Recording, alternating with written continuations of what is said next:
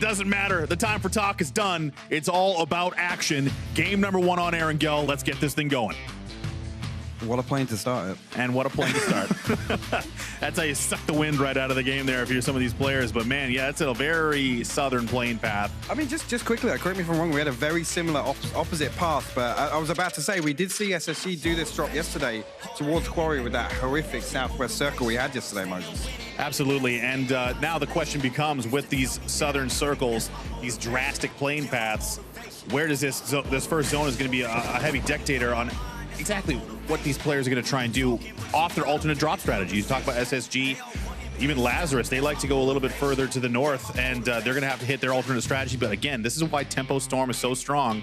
There's very few plane paths that make it difficult for them to get to where they want to go. Yeah, and I think this comes down to, this shows which teams kind of have, you know, not so much done their homework, but prepared for these scenarios. They still have a game plan, the same way you'd see a team rotate from, you know, their preferred drop spot. And I mean, one to point out for me right now is actually Lazarus being all the way down on the west coast there. That's not something we've seen before. Right, and this is just, I think, necessity. Lazarus can drop hot, and they know low key is there as well. And this was a question I had, is who is going to start victimizing, for lack of a better term, you know, the weaker teams in the lobby. And right now it's going to be Lazarus. Civ hits the ground first. He's got the Scar Iron Sight. It's difficult to hit those shots in the best of days, especially with that weapon, but Lazarus is going to be in the grill and potentially fighting with low-key early, and that's what they need to do.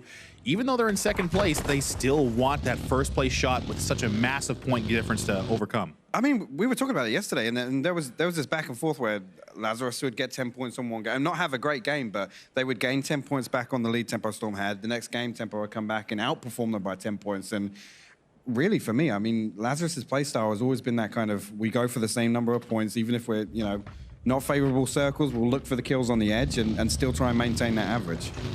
Oh, Fozu's just going to sneak out of danger unless Relo can hit some nice shots with the Mutant, which is unlikely. But, you know, for Lazarus, I think if they didn't have such a slow start at the beginning of the phase, they might be in a much better position now. But that's not to say, you know, things were horrible. They were working things out, new player, etc.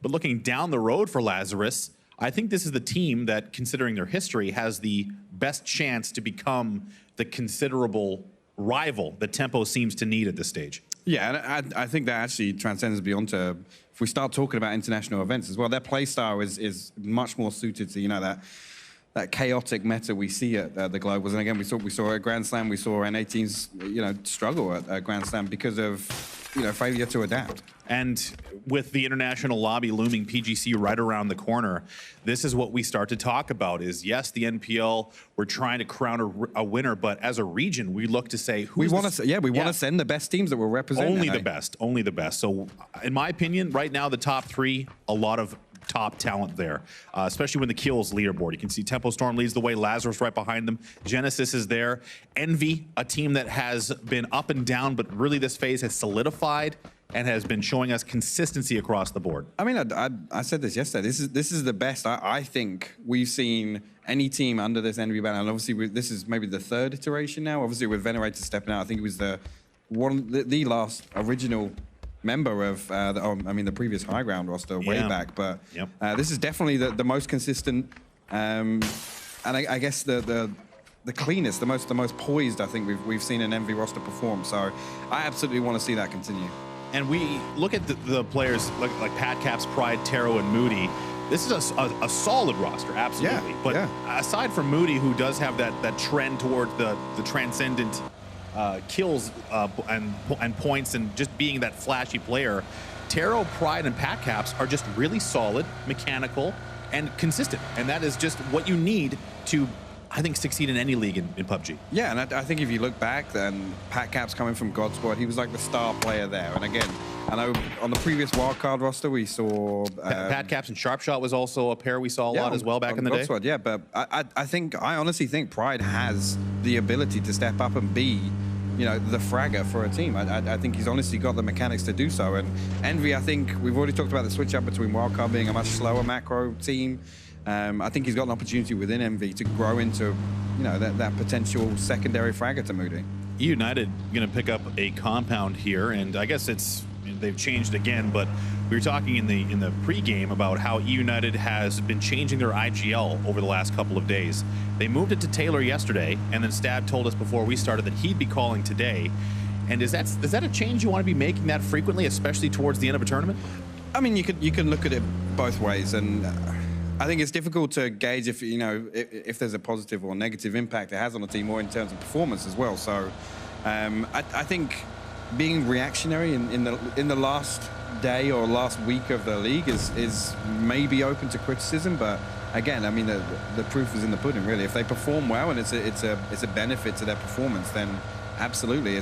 I mean, a team is able to switch things up, which is a drastic change.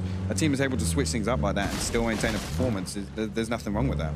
And just again, drawing your attention back to the leaderboard, Hypoc, how close it is between 3 and really 8th place. There's not a ton of difference, and this can change from game to game. But finally, we're going to see Envy, who'd been kind of driving all over the place, start to get some shots down range. And this time, it's not going to land in any knocks, but Vanquish is going to take some damage. I mean, they've actually got an aggressive 2-on-1 split going all the way down to the south. But jumping back on Shrimsy here, trying to catch some damage down on a highway on the east coast. Whoa! Ooh, okay, Loss. That's from way up on the cliff. Yeah, that's really far away. And Shrimsy is going to be the first one down out of this game, unless, yeah, there's no way he's being saved now. That's not the start that Ghost needs today. And they're coming out of Milta. It's almost a straight shot to where they're at. And Vegas, or sorry, excuse me, Shrimsy just gets caught out there. I mean, I'd like to think that was a trap potentially set up, but McCoy, Drassler, and Vegas are way up the hill to the west, so there's no support for that if it pays off. And like maybe it was Rumbler setting the trap at that stage. It could be. I'm assuming Shrimsy's gone up there specifically coming out of Milta, but they must know that Rumblers are going to be on Power Highway. So now, with McCoy, Drassel, and Vegas, the last man alive, they're still trying to find where they want to stop, and it's going to be just outside of prison. This is what I was talking about. You see Envy's split here. It's very wide. Moody's actually in the tempo dip, just I guess northwest of Shelter, but Pride all the way down at the new compound as well. So this is aggressive early game positioning from Envy. Yeah, it's surprising to see there's a bit of weakness there. If Moody was in a compound, it might be a different story, but for Pride specifically, he is holding on to a southern compound near where Genesis is. And if he does have to defend himself, he's going to be the only one firing out of the compound. So it's hard to bail out of there as well. Yeah, you can't really leave. And if a team identifies there's only one person here, you will get crashed.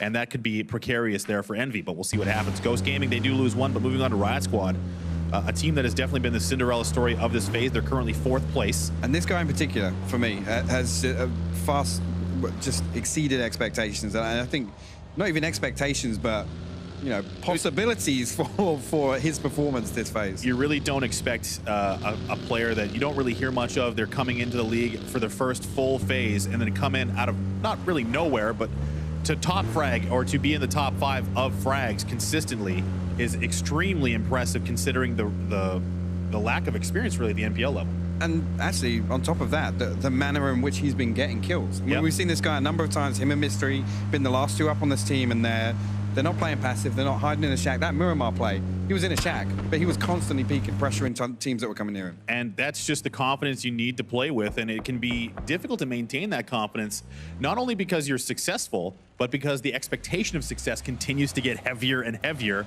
as you climb the leaderboard. It goes from, oh, this is surprising, to they want to finish top 3. Yeah. And then the onus is on the team to finish top 3. I mean, the other thing is you get into top 5 for kills, and then there's an expectation to maintain that. Otherwise, it's, oh, you had a good week. Yeah, nice job.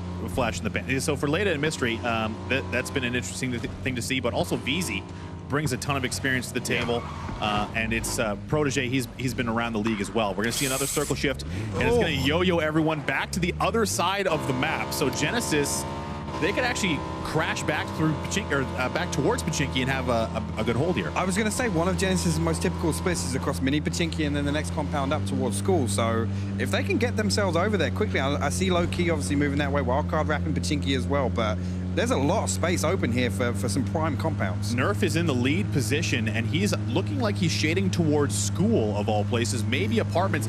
But if I'm Genesis, I'm wondering, did anyone come off this edge? Or am I driving into a compound that's going to be taken? So everyone's in their vehicles, Hypoc, and this is going to be a crazy rotation. I mean, this road in particular, the dirt road where we saw Envy spring this trap, actually, massive rotation path back into this circle, because it's the south side, obviously, where it's more congested just purely due to the plane path. So this is going to be interesting. I imagine we're going to start to see some people get knocked out of vehicles here. Sharky is going to be driving right up towards Genesis. H-Win is there. You can see Pride. He's actually been rejoined. This was the compound he was holding on to, and he's going to have all of Envy come back to support him. Meanwhile, United is going to take the dip here, and I guess this is going to be their spot for this zone. They can't move too far. United was on this side of the zone already. And you can see the vehicles are damaged already as well, so they can't be rotating in the open out here. So this is where United is going to choose to hang out. It is on the edge of the zone. They have Envy directly in front of them. Ghost a little bit to the south. Zenith is there as well, and they're going to have a line on to Ghost. Nice little grenade. It's a little late, but it's going to scare Vegas off. And Ghost has been kind of scattered here in the early game, Hypok. Yeah, they have. I mean, just Shrimsy getting picked off like that has kind of just put them on the back foot there. I mean, you can see on the mini-map, they're pushed right against the edge of this this new zone. So they need to think of something to do. I think the best idea here is wrap south, come through farm, and then try and find themselves a way up towards Potato. Oh, they're going to decide to go north. That is going to make things difficult. They're going to have the Yasnaya fields to contend with. And you can always see Endemic moving in there. We've got Rumblers way out of the zone on the north side as well. So they're going to have to then wrap all the way north. Rumblers are set up on the lake for some reason, just outside of Yasnaya. So if they don't move soon enough, Ghost could actually try and do this crazy long rotate and then get hit by the Rumblers on the very far northern side. But they'd be crossing rivers, Hypok. I think maybe south would have been the play there. But Rumblers, they're on the move. Rumblers actually should have I mean, they're going to have a bit of space, but it's going to be north side of the river. And I mean, looking at the circle, it's more than likely not to go that side. But hopefully Rumblers find themselves a way in towards Rozhok. But obviously, Vanquish have already kind of backfilled that.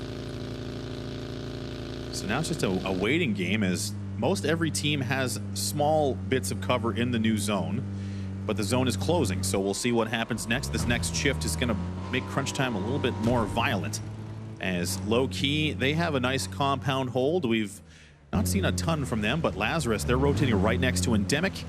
And wow, that was a nice little veer off. Maybe Purdy saw something that gave Luke an idea to back away, and Endemic is going to step up.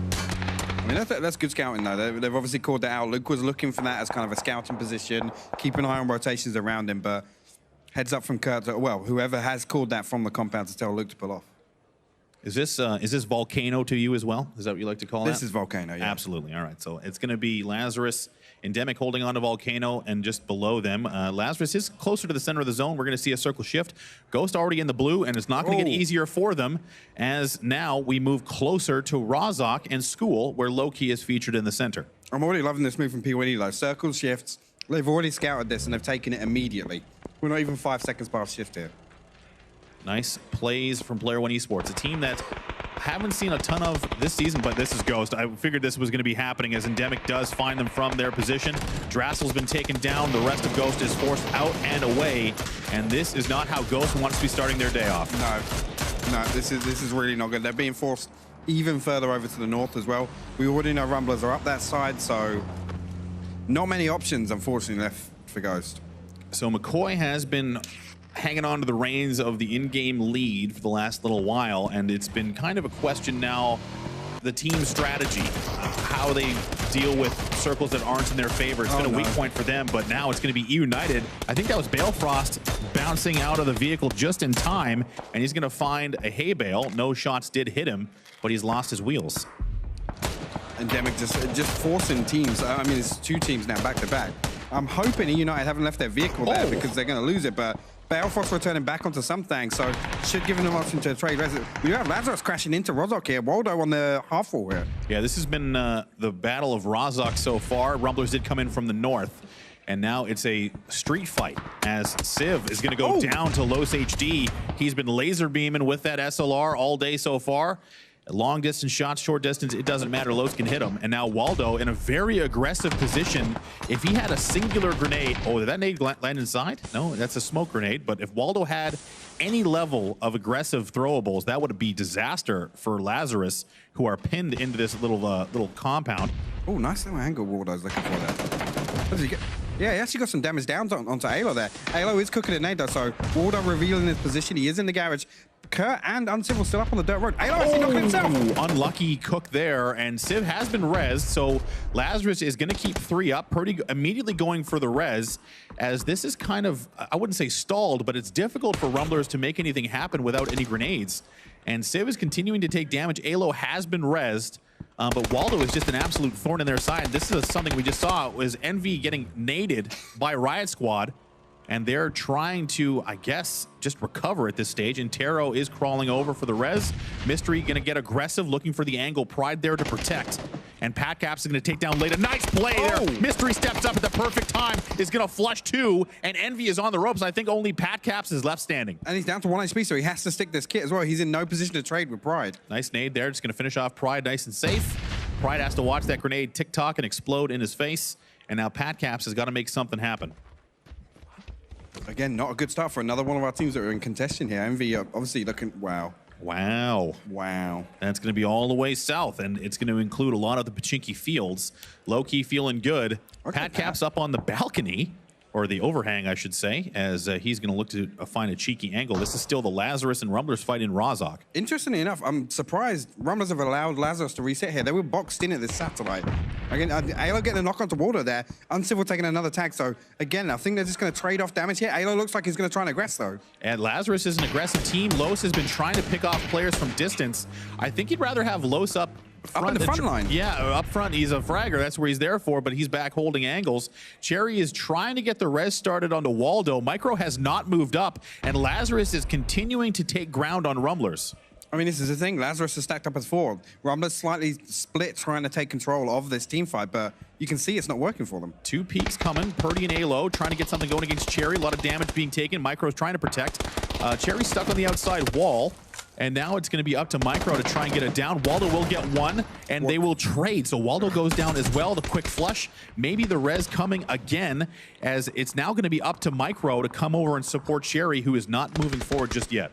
Yeah, and I think that anchor position Micro was trying to hold would have worked out if Lazarus were peeking, but they're in the process of... Actually, Micro getting knocked there with the K9 from Uncivil. That's a nice shot. That's going to make things a little bit more difficult. But meanwhile, Tempo Storm pressing onto Riot Squad, maybe noting the weakness. Protege not in a position to help. They're going to clear this out. Tempo Storm going to pick up a compound position in the center of the zone.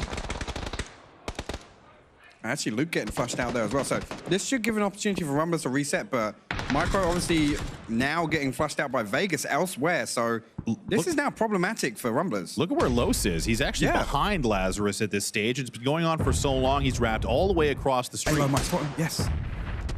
So Alo is going to try and defend against it, but now Los is going to back the vehicle away, try and bait. Oh, no. And that's a pub move. Civ's not going to fall for it, as Los will get taken down. Cherry is just...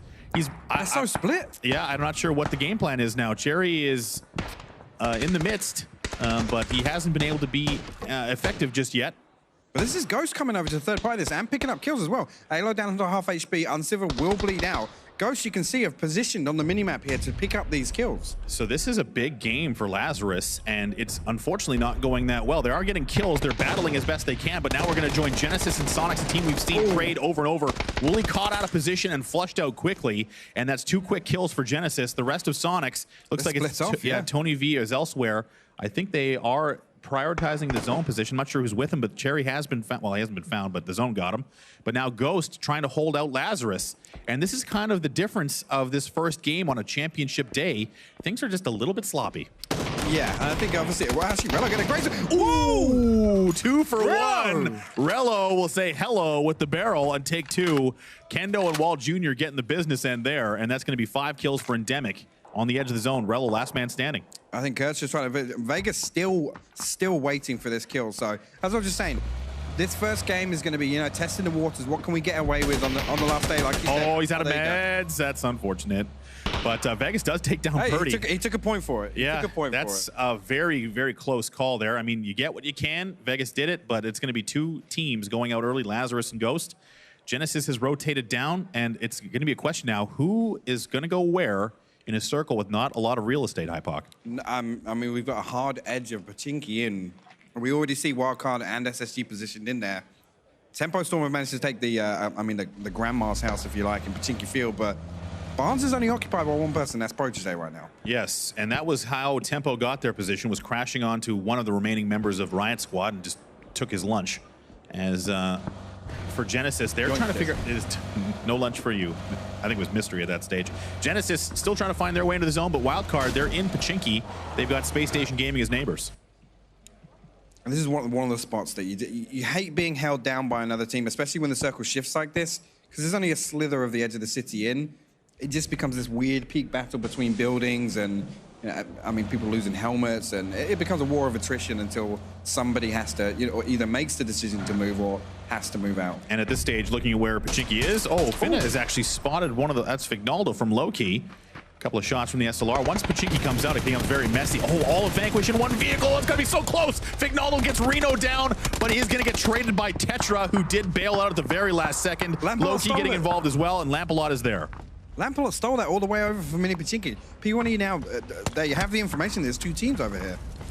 Trying to get the med off. Very low health for Tetra. Here comes Finna.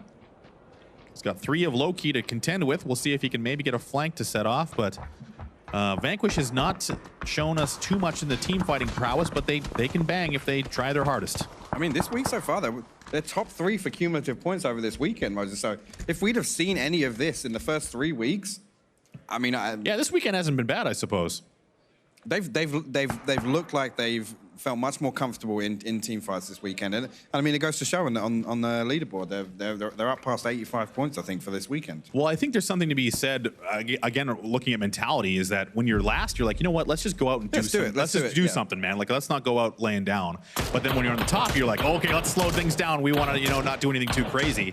And I think there's some middle ground there, like a team like Genesis kind of operates in, where they can be comfortable in team fighting no matter what's happening or where they're on the leaderboard, and that's how you secure victories. Tetra here looking for another free kill. He's going to get the peak off, and Lopes actually trading back. Shutting down Tetra outside the zone. 2 HP. I don't think Lopes can stick that first aid kit on the edge. It's going to be very close. Player One Esports has got a line. He's going to try and med in the smoke. The circle is there. And he's going to, he can't get the med off. And he's going to go down to the zone. Lobes just did not have time to stick the med. And there's a little bit of distance to cover, but unfortunately, that's going to be a fed point for Player One Esports. Lampalot picks him up from distance.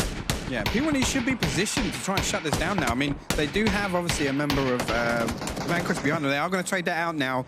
Finna did get the flush onto D2, so that is weakening P1E over on this northwest corner, but I want to see P1E get a bit more aggressive there. They knew that, obviously, with the new zone coming, both Vanquish and Loki are going to have to come out of that compound. Look at this. Tony V in position. The snake himself waiting for Genesis to crawl on by. But he's not going to get the sight line yet. He does have Keenan with him, who's a little bit closer. And this is the type of thing that will just tilt you off the face of the earth when you're 4 men strong, headed into the top 8 teams. Keenan, he spots at least 1, 2, and this is what you do in these situations. You count out the players, see who's nearby, and then strike when you have to. Profi has drifted just a little bit, though. Is he going to go for the spray? He's actually going to get Keenan. Keenan's going to get K-Mine down. Oh, that has got to feel bad. K-Mine is not going to feel good about that. And now it's going to be Genesis trying to turn and deal with Sonics, but all the while, everything's come up sour as they're taking shots from all angles and lose their lead fragger. Meanwhile, Tempo Storm trying to defend against Wildcard. They've pushed out of Pachinki, and this is a very strong Tempo spot. Yeah, and actually, elsewhere, Penta stay back in position, so will shut down Valier, but Profi, you can see priming the nade. He knows exactly where Tony is. Going to throw that nade out. Ooh. It does get Tony down. It's actually Aguila. Yeah, it was Aguila, and then Profi is going to get taken down by Keenan, and now Keenan's going to step up and try and get another flush. Player One Esports rotating on the bottom side. Oh, he's going to get the kill before someone steals it, but Player One Esports has crawled all the way up the hill, and now it's going to be up to Nerf and H-Win, along with Keenan, who is kind of by himself now, the man in the middle, trying to evade Player One Esports, and he's going to spray out. Nice shot onto Aguila, and he's going to get traded out, unfortunately, and now Genesis is going to be able to slink away while Aguila gets rezzed. I mean, great push up from P1E there. Good effort from Keenan as well to obviously try and stop that push. And unfortunate for Tony V to go down from a nade, obviously early there, as he was engaging on that fight with Profi. Oh, Penta, he's feeling the heat. He's got the zone at his back, and Tempo's shooting at him. Smokes are down, did get the med and the boost, I believe, but that zone is chunking. Those smokes are not going to be pluming in time in order to him to hide behind him. I think Baha sees him here. A little ledge. Can he make it? Not quite. Protege will find him. Protege, by the way, for Riot Squad. This is the type of game they sometimes have. 6th place, maybe a 5th place position, and a decent spot in the zone. Absolutely. I mean, and to be fair, obviously, we saw that engagement with Envy previously, and then Tempo taking down the other member of Riot Squad, and Protege's just been chilling here. Ooh. He's going to see the head. Oh, can't hit it, but it's right there. There's another one. Headshot landing. Baja, I believe, trying to get away. Just very, very narrowly surviving. And the circle will shift once again towards Tempo. And this is going to be the grinder of a circle as Tempo will find him. Baja, rather. And Tempo just look, are they 3 or 4 up still? I think Riot Squad could get a top 3 here. I mean, they could. Yeah, Tempo's 4 up. So I'm going to expect them to get a bit more aggressive. As soon as this circle shifts down off the doghouses you see Genesis occupying right now, Tempo are going to have a fantastic option to use basically the only building in there, force players back onto trees and whatnot. They're going to be in a great position to take this game. Nerf has been spotting these Player One Esports players rotating on their flank, and now he's going to try and defend it. The first nade comes out, no damage done.